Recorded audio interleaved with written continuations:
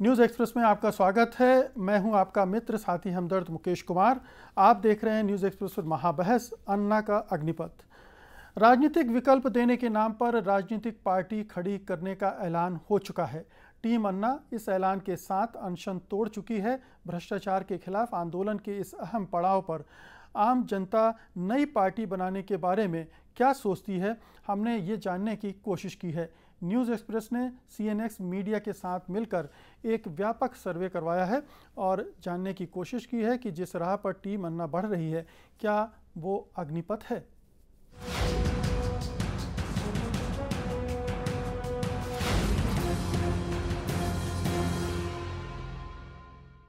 क्या राजनीतिक विकल्प देने के लिए टीम अन्ना को सियासत के मैदान में उतरना चाहिए? क्या अन्ना को राजनीतिक पार्टी बनानी चाहिए? जंतर मंतर से टीम अन्ना के ऐलान के बाद हमने इस सवाल पर देश की नब्ज टटोलने की कोशिश की है। न्यूज़ एक्सप्रेस ने सर्वे एजेंसी CNX के साथ मिलकर देश के 8 शहरों दिल्ली, NCR, मुंबई, कोलकाता, लखनऊ, भोपाल, जयपुर, चंडीगढ़ और पटना के कुल 2103 लोगों से बात करके ये भांपने की कोशिश की है कि टीम अन्ना का ये फैसला कितना सही है। देश के 8 महानगरों में हुए हमारे सर्वे में 1146 पुरुष और 957 महिलाओं की राय ली गई है, जिसमें सभी सवाल आमने सामने या फ़ोन के ज़रिए पूछे गए। तो आइए एक एक कर सभी सवालों पर जानते हैं देश की राय। टीम अन्ना के राजनीतिक पार्टी बनाने पर हमने लोगों से जो पहला सवाल पूछा वो ये कि क्या टीम अन्ना को चुनावी राजनीति में आना चाहिए। इस सवाल पर लोगों की राय देखिए।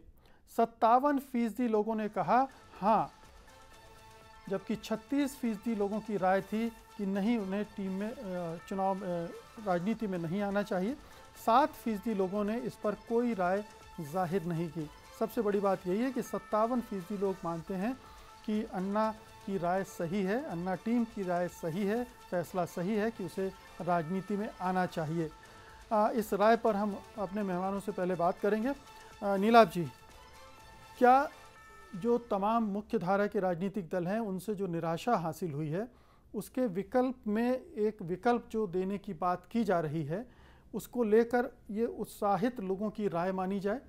मुख्य रूप से शहरी मध्यवर्ग की राय ही है ये, लेकिन क्या हम इसे इस रूप में ले सकते हैं कि लोग दूसरा विकल्प ढूंढ रहे हैं इसलिए अन्ना की तरफ अभी देख रहे हैं? बाद में क्या होगा पता नहीं।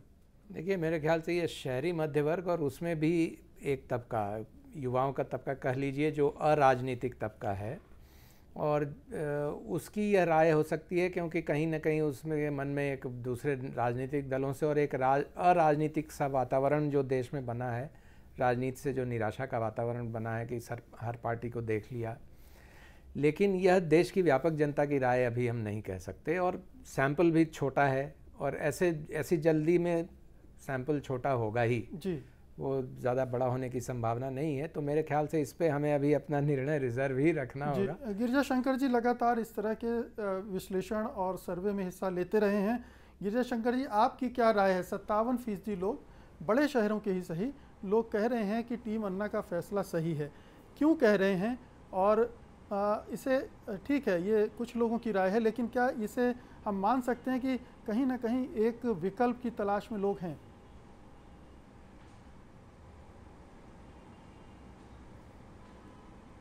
ये जाहिर है कि जो वर्तमान राजनीतिक व्यवस्था है और राजनीतिक दलों की जो हालात है, उससे आम लोग खुश नहीं हैं और विकल्प की तलाश उनको है, और एक मजबूत विकल्प उनके सामने कोई नज़र नहीं आता।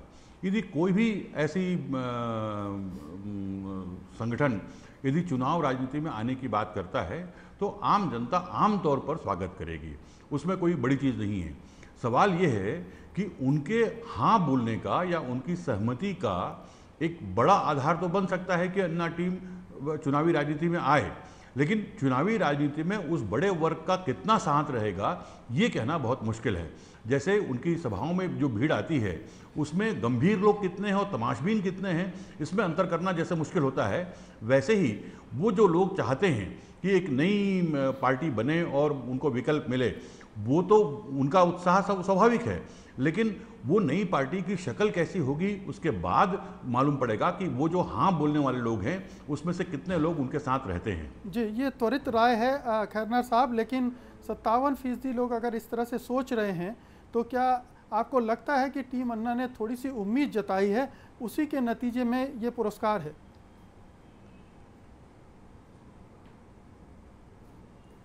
नहीं, एक तो शहरी वर्ग चुनाव में हिस्सा नहीं लेता है। 50-60% लोग चुनाव के लिए आते नहीं है।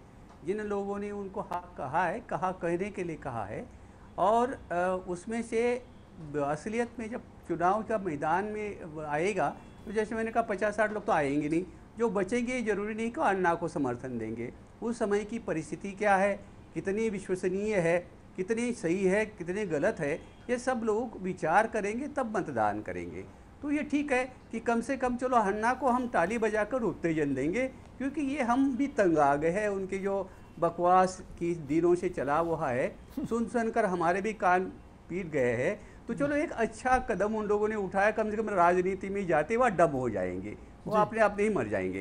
तो जाने दीजिए, लोग बोलते अच्छी बात है, हम भी उनको समर्थन देते हैं, आप भी समर्थन दीजिए, जाने दीजिए, एक दफ़े कूदने दीजिए राजनीति में, तब पता चलेगा इन लोगों का क्या होता है। हमारे साथ वरिष्ठ पत्रकार रमेश नैयर भी जुड़ चुके हैं रायपुर से। रमेश जी, इस परिणाम को आप किस तरह से देखेंगे? ये एक फौरी प्रतिक्रिया है, एक उत्साह में दी गई प्रतिक्रिया है। खैरनार साहब और दूसरे मेहमान भी कह रहे हैं कि धीरे धीरे जब असलियत सामने आएगी या जो वस्तुस्थिति होगी उसके हिसाब से राय बदलेगी, लेकिन आज की तारीख में एक विकल्प के तौर पर देख रहे हैं लोग।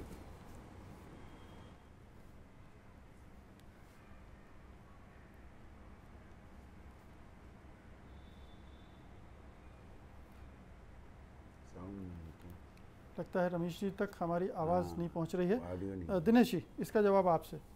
देखिए, ये तो तय है कि जो वास्तविक रियलिटी जब आएगी तब पता लगेगा। आपका जो सैंपल सर्वे है वो सैंपल सर्वे काफ़ी शहरों में आपने किया है, पर देश जब चलना होगा और जब संसद के चुनाव होंगे तो सिर्फ शहरों की राजनीति से भला दूर की बात कर भी नहीं रहे हैं अभी। हाँ। हम तो ये कल एक घटना हुई है उस पर जो त्वरित प्रतिक्रिया लोगों की मिली है, हाँ, उस पर हम बात कर रहे हैं। त्वरित प्रतिक्रिया में भी आप ये देखिए ना कि 57% जो लोग बोल रहे हैं, अब उनको ये नहीं पता कि राजनीति में निश्चित तौर पे वैक्यूम तो है, क्योंकि करप्ट लोग बहुत आए हैं और करोड़पति लोग पार्लियामेंट में पहुंच रहे हैं, तो वैक्यूम तो है। उस वैक्यूम को कौन भरेगा, कैसे भरेगा, कब तक ऐसा हो पाएगा, वो निश्चित करता है कि कौन उस वैक्यूम के लिए संघर्ष करेगा। क्या ये संघर्ष कर पाएंगे उस खोखलेपन के खिलाफ, उस खोखले जगह को भरने के लिए, खाली जगह को भरने के लिए? ये अभी बहुत अर्ली है कह देना जी, और इसमें काफ़ी समय लगेगा। और ऐसी बात नहीं है कि इस देश में सारे राजनीतिक दल ऐसे, मैं इन मत से सहमत नहीं हूँ जो यहाँ पे हमारे कुछ गेस्ट कह रहे हैं। ऐसे भी राजनीतिक दल हैं जो वास्तविक में गरीबों की लड़ाई लड़ते हैं और लड़ते आ रहे हैं आज़ादी से अब तक, और उन पे आज तक कोई भ्रष्टाचार का आरोप भी नहीं लगा है। उन पे ये भी नहीं लगा है कि साहब वो प्रश्न पूछने के लिए पैसा लेते हैं, या येदुरप्पा जैसे लोग हैं, या ए राजा जैसे लोग हैं। वामपंथी पार्टियों पे ऐसा कुछ नहीं लगा है। और आज पिछले 5 दिन से जो हम धरना दे रहे हैं खाद्य सुरक्षा लेके, उससे बड़ा इशू यहाँ पे कोई नहीं है। हम एक दूसरा सवाल भी लेते हैं जो अन्ना टीम के राजनीति में जाने से दूसरा महत्वपूर्ण सवाल जो जुड़ा हुआ है वो है, और वो ये है कि क्या अन्ना टीम को पार्टी बनानी चाहिए, क्या पार्टी बनाकर उसे राजनीति करनी चाहिए? इस सवाल के जवाब में जो हमें नतीजे मिले हैं उन पर गौर करें। 48% लोगों का कहना है कि हाँ, और 42% लोगों का कहना है कि नहीं, उन्हें पार्टी नहीं बनानी चाहिए। जबकि टीम अन्ना को राजनीति पार्टी बनानी चाहिए नहीं, इस सवाल पर 10% लोगों की राय साफ नहीं है। तो यहाँ भी बहुमत का कहना यही है कि पार्टी बना लेनी चाहिए, राजनीति करनी है तो ये एक ज़रूरी कदम होगा। गिरिजा शंकर जी,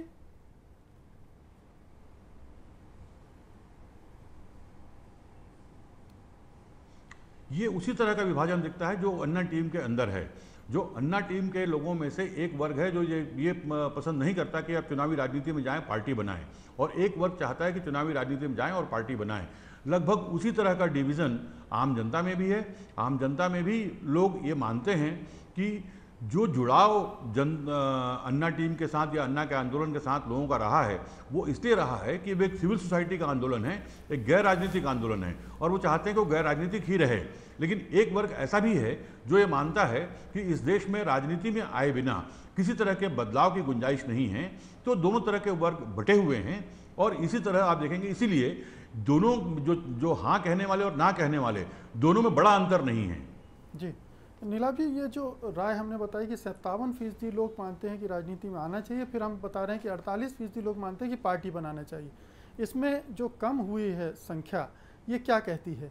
क्या लोग राजनीति में आने को ठीक मान रहे हैं ज़्यादा और पार्टी ना बनाई जाए, ऐसा भी कुछ बहुत सारे लोग मानते हैं? देखिए, इस अंतर को इससे समझ सकते हैं कि इस आंदोलन में कुछ राजनीतिक दलों के लोग भी आए थे और वह लोग तो चाहेंगे कि अन्ना की टीम उनके दल में शामिल हो, वो अलग पार्टी क्यों बनाए, तो इसको वैसे भी समझ सकते हैं। दूसरी चीज़ यह कि अब सवाल भी कई बार फ्रेम कैसे किए जाते हैं और पूछते समय क्या रिस्पांस मिलता है, इसलिए इसमें देखेंगे आप पता नहीं का प्रतिशत भी पिछली बार से थोड़ा ज़्यादा है जी। तो ये सब है। पर मेरे ख्याल से जो राजनीतिक दलों के जो लोग आए थे आंदोलन में, जो वो तो नहीं चाहेंगे कि टीम अन्ना कोई अलग, क्योंकि वो उनके ही वोट विभाजित करेगी टीम अन्ना। अगर राजनीति में अगर थोड़े भी वोट 1% वोट भी ले गए तो किन का वोट जाएगा? सरकार विरोधी मत ही जाएगा। तो वह नहीं चाहेंगे कि वो अलग पार्टी बनाए। जी रमेश नैयर जी, क्या आपको लगता है कि पार्टी राजनीति जो दलीय राजनीति है उससे कुछ लोग परहेज करते हैं और वो यहाँ रिफ्लेक्ट हो रहा है इन आंकड़ों में? निश्चित रूप से एक बहुत बड़ा वर्ग ऐसा है जो कि ये राजनीतिक दलों पर चूंकि आस्था लोगों की लगभग उठ चुकी है, अभी तक जो व्यवस्था के खिलाफ, वर्तमान राजनीति के खिलाफ तनी हुई बंद मुट्ठी थी, उसके खुल जाने के बाद में क्या होगा ये तत्काल तो नहीं कहा जा सकता। लेकिन अब तक का अनुभव ये है कि जो दबाव व्यवस्था परिवर्तन के लिए गैर राजनीतिक मंच से बनना प्रारंभ हुआ था और जिसकी बार बार दुहाई स्वयं अन्ना जी भी देते रहे थे, उनके सहयोगी भी देते रहे थे, उससे थोड़ा सा विचलन हुआ है। संभव है ये विचलन सरकार का जो हठवादी रवैया है कि हम बात ही नहीं करेंगे, कोई भूखा भी मर जाए अनशन पर बैठा हुआ तो भी उसको तवज्जो नहीं देंगे, एक प्रकार का तंज और कटाक्ष लगातार उनके ऊपर करते रहे होंगे, तो बहुत मुमकिन है कि टीम अन्ना का एक हिस्सा, एक बड़ा हिस्सा उससे क्षुब्ध होकर के इस अंतिम निर्णय पर पहुंच गया हो। और उसमें भी मतैक्य नहीं है और अभी तो इब्तदा है और क्या उनका मैनिफेस्टो होगा, किस प्रकार के लोग होंगे, कि ये जो ग्रामीण भारत है उसका प्रतिनिधित्व कहाँ होगा। ज़्यादा परिवर्तन इस देश में ग्रामीण भारत करता है, परंतु ये भी तय है कि ग्रामीण भारत को शहर का मध्य वर्ग प्रभावित भी करता है, एक जनमत का निर्माण भी करता है। तो ये अभी उनमें किसी प्रकार का परस्पर वो है। और एक अभी बार बार ये कहा जा रहा है कि 1975 जैसा वातावरण बना है। 1975 में जो वातावरण था वो एक अधिनायकवाद के विरुद्ध वातावरण था और उस वातावरण के विरुद्ध जो कठोर निर्णय दमन के लिए गए उसमें 19-20 महीनों तक जो लोकतंत्र सन्नाटे में रहा, जेलों में बंद रहा, जब वो चुप्पी टूटी तो एक दहाड़ के रूप में टूटी थी। ऐसा वातावरण बन पाएगा अभी तत्काल तो ये संशय लगता है। जी दूसरी बात जी, हम आप वापस लौटेंगे रमेश जी, एक वक्त हो चुका है एक छोटे से ब्रेक का। ब्रेक के बाद वापस लौटेंगे। बहुत सारे सवाल हैं हमारे सर्वे के जिन पर हम बातचीत करेंगे और अभी तक जो नतीजे हमने बताए हैं उनसे भी कई और सवाल निकल रहे हैं जो हम अपने मेहमानों के साथ बातचीत करेंगे, जिन पर आप बने रहिए हमारे साथ। हम फ़ौरन वापस लौटते हैं।